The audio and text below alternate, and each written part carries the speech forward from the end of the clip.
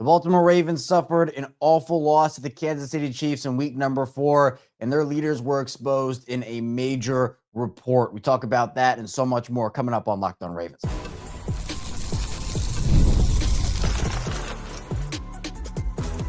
You are Locked On Ravens, your daily Baltimore Ravens podcast. Part of the Locked On Podcast Network, your team every day.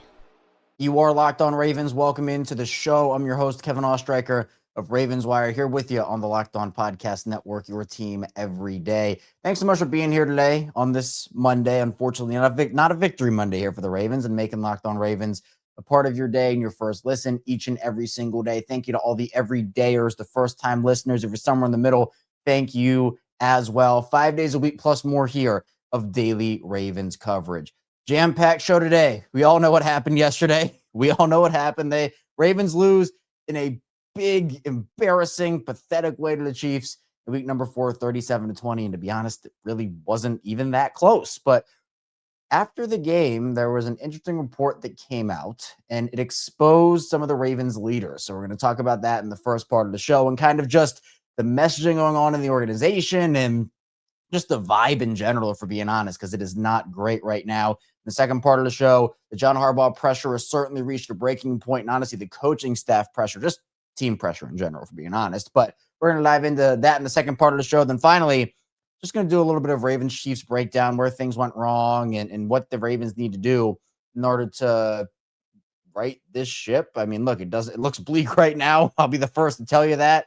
Still a long season, but look, they're not going to win a lot of games, if any games, playing the way that they are right now. So something needs to happen. We'll talk about that as well. Now, this report that came out after the Ravens and Chiefs game. So Gianna Hahn of the Baltimore Banner, she does great work. She was in Kansas City, and she wrote an article about the Ravens locker room after the game.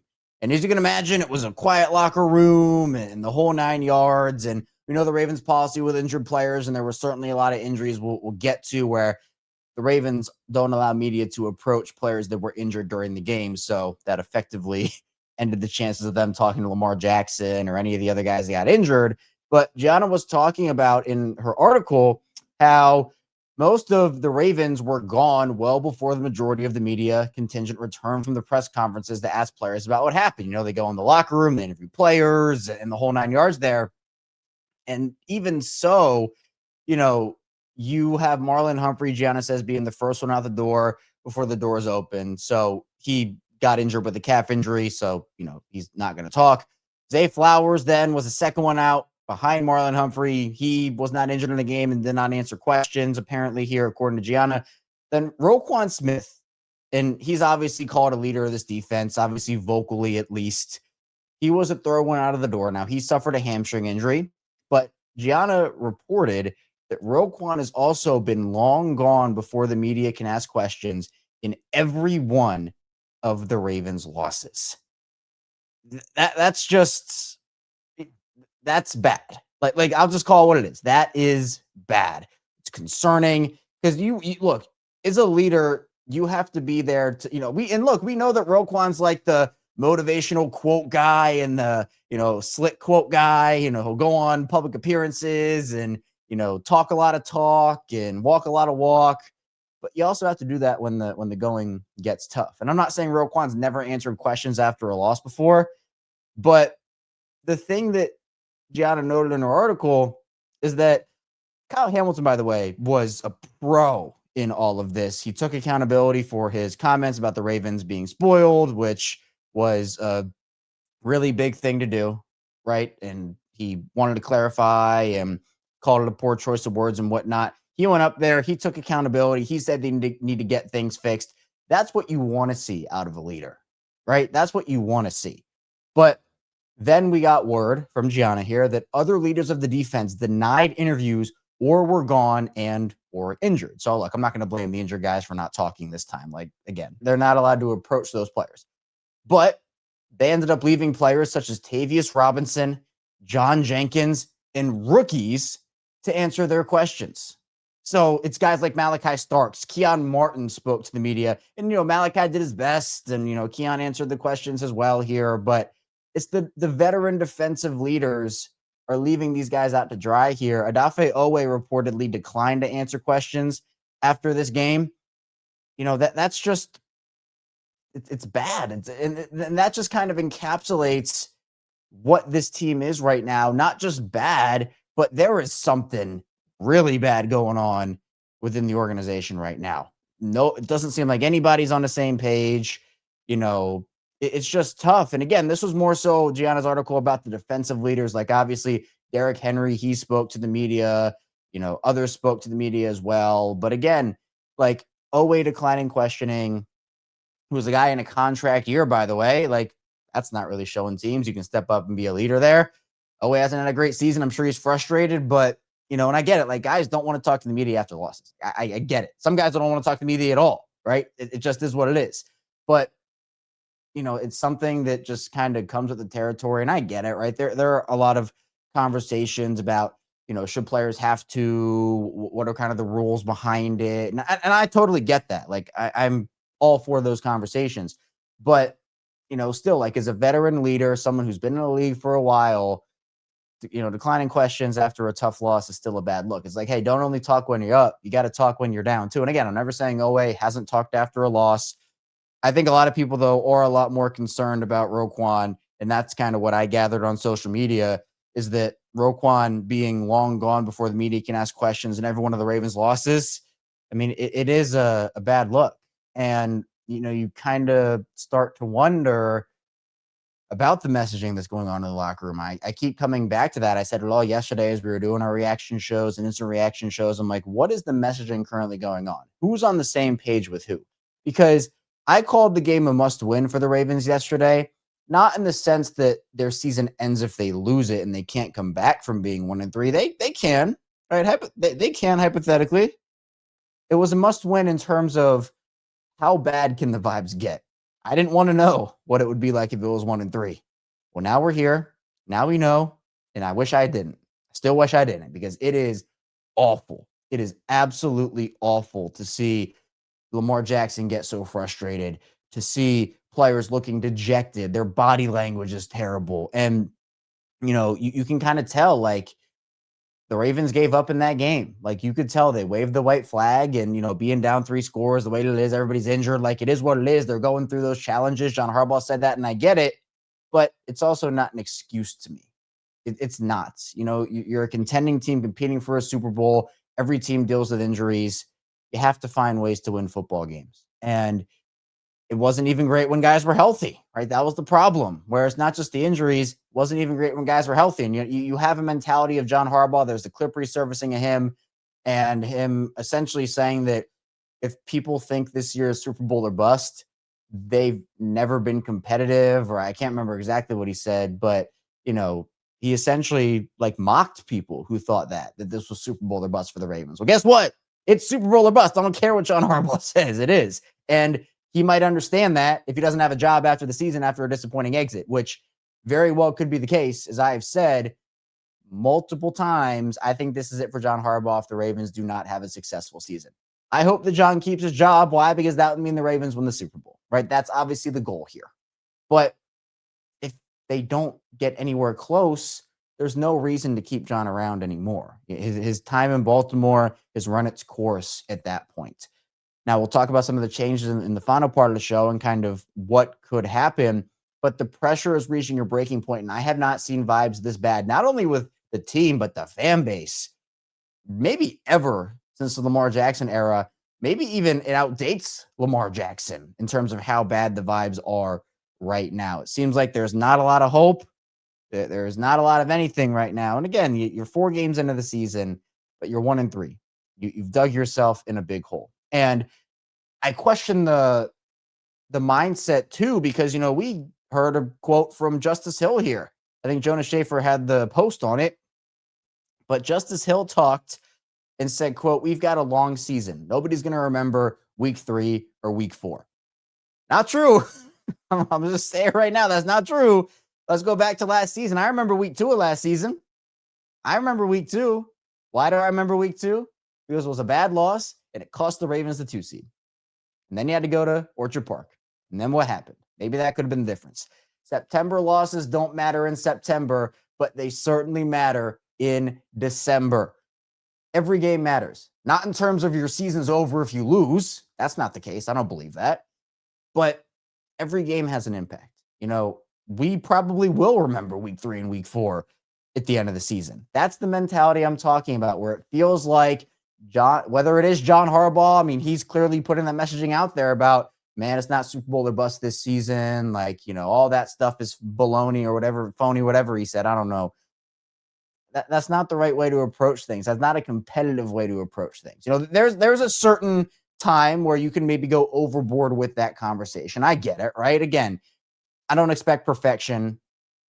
I don't expect them to go 17-0 and, be number one in every single category and win the Super Bowl every single season. I don't. But, when things get this dejected, when things get, this upsetting in a locker room, clearly, like it has been, and it's trickling over into on-field situations, and then John Harbaugh is coming out after the game and he's saying stuff about how, like, oh, well, just got to be better next week. That's the same thing that he says every week, even after big losses. So coming up in the second part of the show, we'll talk about the pressure on John Harbaugh continuing to mount, because let me tell you, it's about reached a breaking point at this point. So stay tuned. We got a lot coming your way on this episode of Locked On Ravens.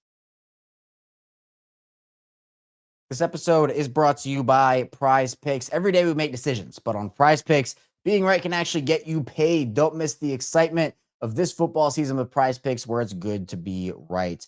Playing PrizePicks is such a fun, simple way to add more excitement to football. You just pick more or less on player projections like Josh Allen's passing yards, Saquon Barkley's rushing for a touchdown, and you're in the game. And I love how quick it is. You can make your lineup in under a minute. And my favorite part, PrizePicks just added stacks. So if I want to ride with a player, I can select their pass yards, rush yards, and touchdowns all in one lineup. It's also fun to follow other players in the app and copy their lineups with one click. And the new injury reboot feature, if your player leaves early and doesn't return, it won't count against you. Download the PrizePicks app today and use code LOCKEDONNFL to get $50 in lineups after you play your first $5 lineup. That's code LOCKEDONNFL for $50 in lineups after your first $5 lineup. PrizePicks, it's good to be right. And this show is brought to you by Rugiet. Guys, you've probably heard of Viagra or Cialis. Maybe you've even tried them, but if you're looking for something beyond the usual pill, it's time to meet Rugiet Go Long. That's exactly where Rugiet Go Long comes in. This isn't just another ED pill. It's a total game changer for confidence. Go Long combines 2 doctor-trusted medications in one dual-action formula. The effects can last up to 36 hours, and the process is simple. Connect with a board-certified doctor 100% online, and if prescribed, your treatment ships discreetly right to your door. Ready to level up your confidence in the bedroom? Head to RUGIET.com and use promo code LOCKEDONNFL for 15% off your first order. That's RUGIET.com, promo code LOCKEDONNFL. Make sure to use our code so they know we sent you. Moving along on this episode of Locked On Ravens, Kevin Oestreicher still here with you on this Monday. Again, unfortunately, not a victory Monday here for the Ravens, but they now have to look to get back on track against the Houston Texans in week number 5. But we still have to talk about what transpired yesterday, even though it's not very fun to do so. But on Locked On Ravens, we do have a lot of fun all the time covering this Ravens team, talking about this Ravens team. So we are 5 days a week here on Locked On Ravens, Monday through Fridays, the regular show. But we also have bonus episodes on the weekends when the headlines permit. We got the Locked On Ravens watch-alongs we do during games. We got the instant reactions after games. We got the Locked On Ravens squad show twice a week with Sam Njoku and former Ravens receiver Kadri Ismail and myself. That's on Wednesdays as well as after games. A lot of Ravens coverage and content. So tell a friend, tell a family member, and we're going to keep grinding out this Baltimore Ravens content. Now, we talked a little bit about the Ravens leaders getting exposed and, Roquan Smith, Odafe, Oweh, kind of the mindset that's going on with John Harbaugh and the whole 9 yards there. I saw a lot of comments on social media about how before this game, a lot of people thought, man, this is just a defensive issue. Like, they just got to get the defense right. Everything will be okay. And then after this game, the mindset had shifted to, man, there are like a million things wrong with what's going on with this team right now. And it is a lot more deep rooted than I think anyone would have thought, right? That to me is a big topic of conversation because you just can't win, regardless of the product on the field. You cannot win without, being united as a team. And that's one of the big draws of John Harbaugh. At least that was what a lot of people were talking about. It's, man, John Harbaugh's transformed himself into such a player's coach, right? Man, he's really turned it around there. And that's one of his big callings. And all the players want to go and fight for John Harbaugh, go out there with him and go to battle. And now it almost seems, and I don't know what's going on below the surface, but it seems on the surface that that same quality is now failing him. And that is no longer the case with how frustrated Lamar Jackson has been over the course of these last two games. And again, he was clearly frustrated with his fumble and, him not playing well on the team. But you see Derrick Henry super frustrated. I'm telling you, this body language, you go back and you watch even just the broadcast, the body language is horrible. I get it. Guys are playing injured. Guys are injured. I can't use that as an excuse. I just can't. And so for Lamar Jackson, we'll have to wait and see. I know Mike Florio provided an update on Lamar Jackson, and he said that he was texting with a source while he was on the air, and Lamar suffered a hamstring strain, and apparently it felt like a grab. He's going to be evaluated today, so I guess we'll get updates there. But this game against the Chiefs kind of summarized a lot of the emotions that Ravens fans were feeling, and there were, we can be honest, there were 3 plays in this game, in my opinion, that I think kind of just summed up everything. The first one, or I guess sequences. The first one was back-to-back delay of game penalties followed by intentional grounding, just of course. And then you have John Harbaugh. By the way, this was the wildest part of his press conference to me. I have no idea how this became something. So John Harbaugh was kind of asked about the offense and what was going on, and then he ended up talking about the penalty sequence and said, so he kind of went through everything and said, we were trying to signal some things or change plays or whatever we were trying to do. And we took the delay of games. Unfortunately, they really weren't circumstances where we wanted to take timeouts there because you're going to need those timeouts. We thought we could overcome them and we almost did. Then we got another delay of game, but that's really out of character for us. I can't remember the last time you really had delay of game penalties. That's never been something that's been an issue for us.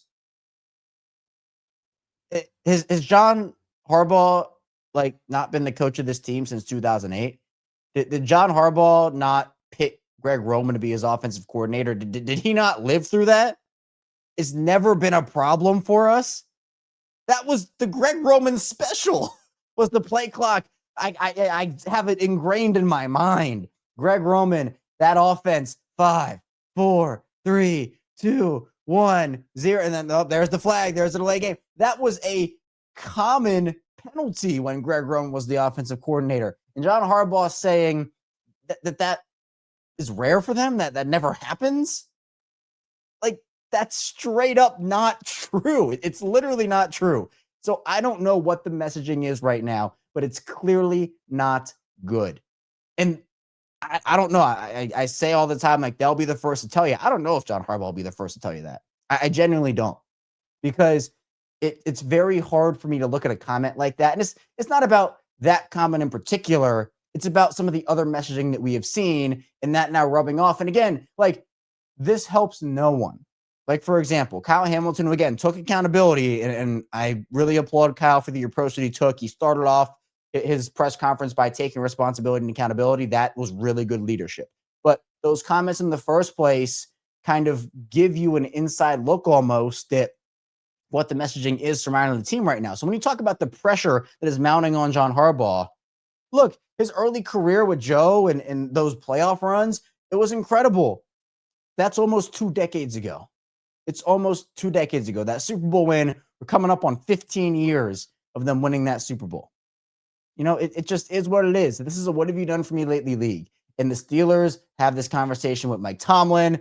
The Bills, to a lesser extent, with Sean McDermott, because he's been there for less time. But sometimes a coach just isn't the one to get you over the hump with a certain roster. And look, season's not over. I'm not saying the Ravens can't win the Super Bowl this season. I know it looks bleak. I get it. I know that's not what people want to hear right now. But it is a longer season. But when you talk about the pressure surrounding John Harbaugh, I've been very clear on this show that I don't think John Harbaugh deserves any more shields. He's been through 2 offensive coordinators he's moved on from.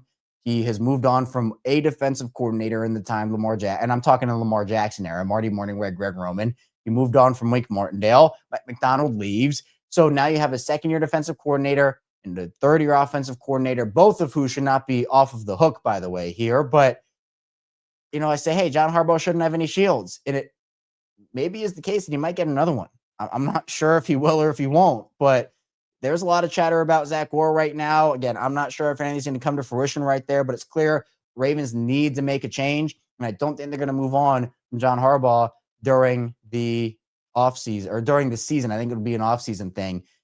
I didn't even get to my other 2 plays that were sequences. So the second sequence I thought was just like a yeah, of course, was Cooper Rush coming in the game and throwing the ball away on 4th and 2 from his own 10-yard line, not even giving his receivers a chance to get the ball.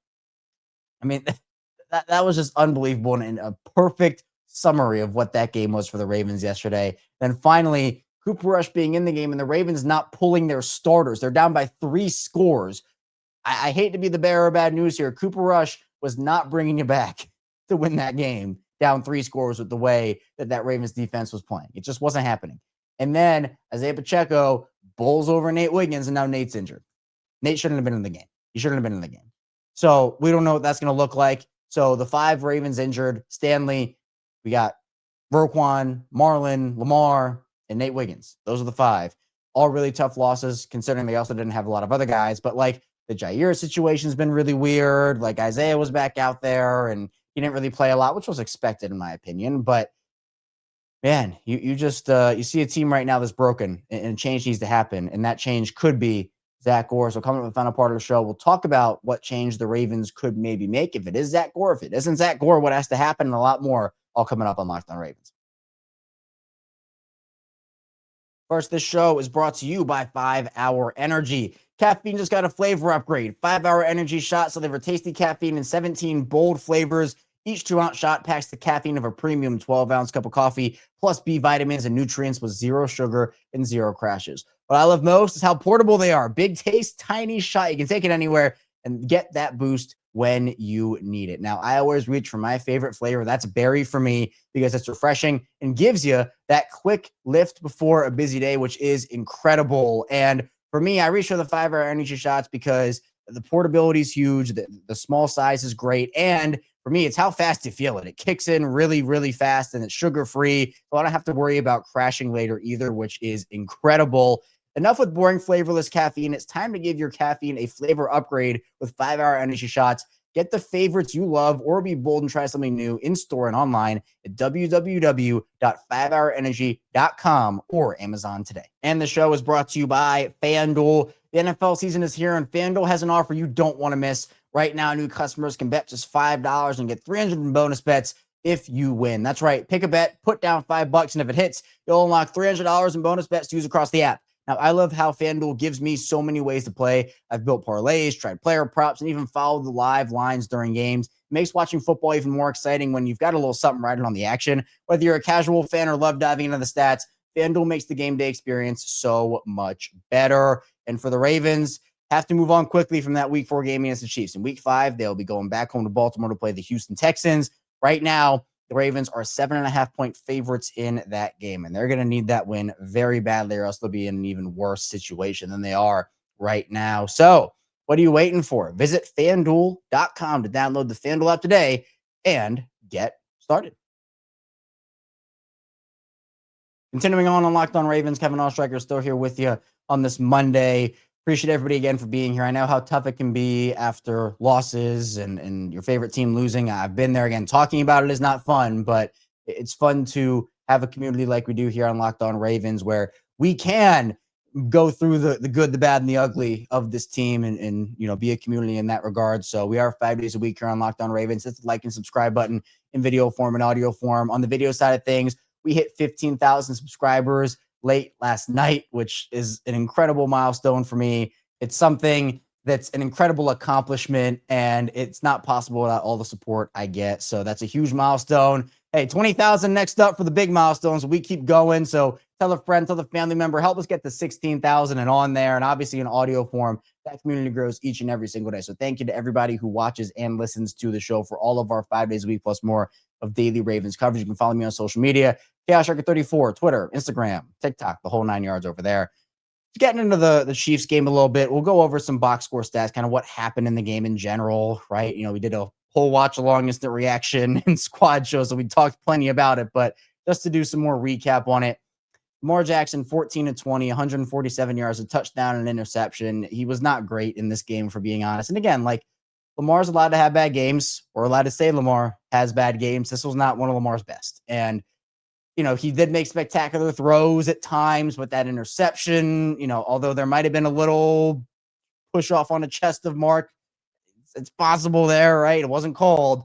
Lamar kind of throwing off his back foot with that pressure. A throw we've seen him make a lot of times cost the Ravens a really big shot at momentum in that game. So again, Lamar, his play, he had the fumble, which he kind of ran into Linderbaum, kind of like a fluke, weird accident. But, 2 turnovers there that had a big, the second one really didn't come back to hurt him that much. But, first one was a pretty big impact play in that game. But again, Lamar is, not at the top of the list of why the Ravens lost this game, in my opinion.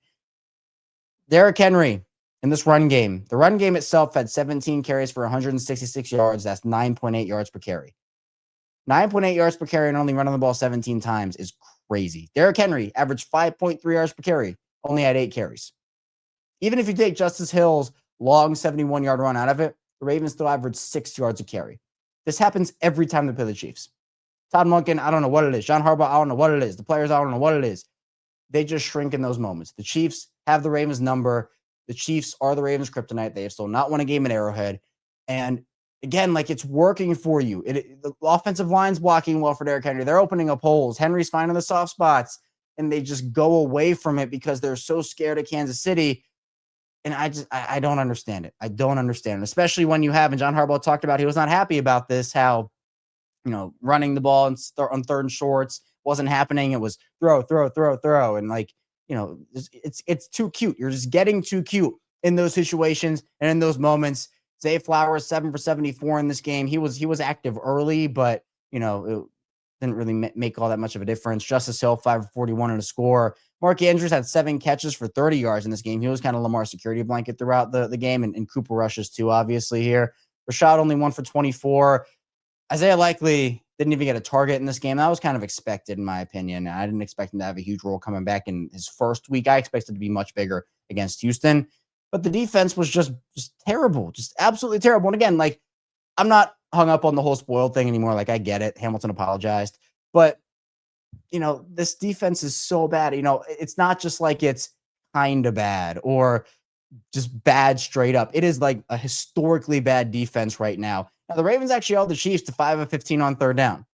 Problem was the Chiefs went 4 for 4 on 4th down, and those were in massive moments throughout the game. The Ravens, meanwhile, went 3 for 10 on 3rd down and then 1 for 4 on 4th, but I guess those numbers are kind of skewed because, they were going for it late in the game, desperation play. The Chiefs were just going for it in big spots and in early portions of the game and getting those conversions. Ravens, 6 penalties or 56 yards. They doubled their total from the Lions game in week 3. They actually got all those penalties in the first quarter and a half. They didn't get a penalty after the midway point in the second quarter, I think.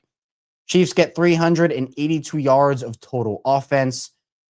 They don't the Ravens average 6.8 yards per play. Chiefs average 5.5 yards per play. But the Ravens were giving the Chiefs short fields, and the Chiefs were taking advantage. But not all the time. The Ravens had an opportunity to go up 14-3 in this game. That's when Lamar Jackson threw the interception.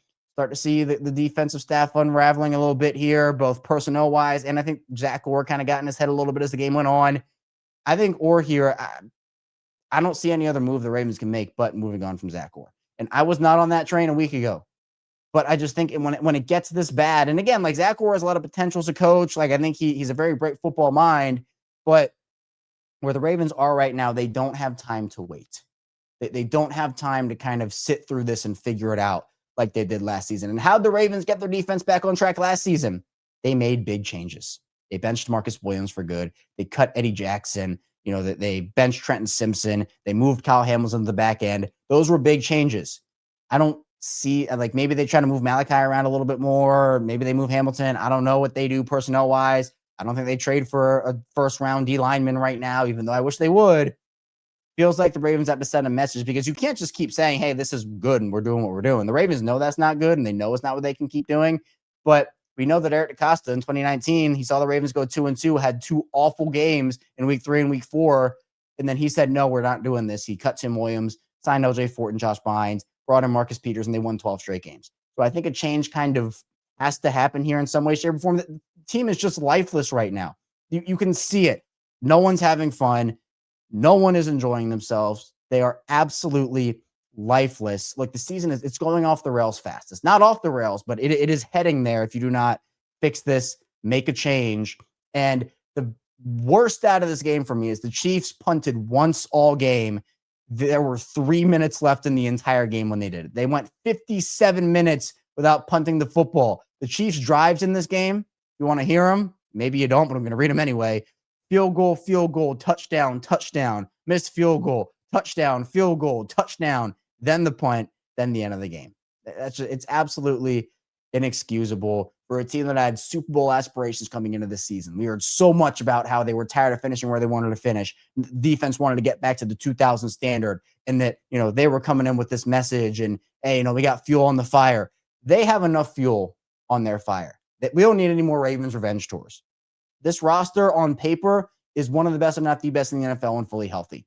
But if you can't perform when you're on the field, none of that matters. So a lot of soul searching to do for the Ravens here for sure. And we'll talk about it all continuing across the rest of the week here on Locked On Ravens. If there are any changes that do happen, big moves, of course, we'll go live for those. So be sure to hit the like and subscribe button in video form here. Follow along in audio form, and I'll see you right back here soon on Locked On Ravens.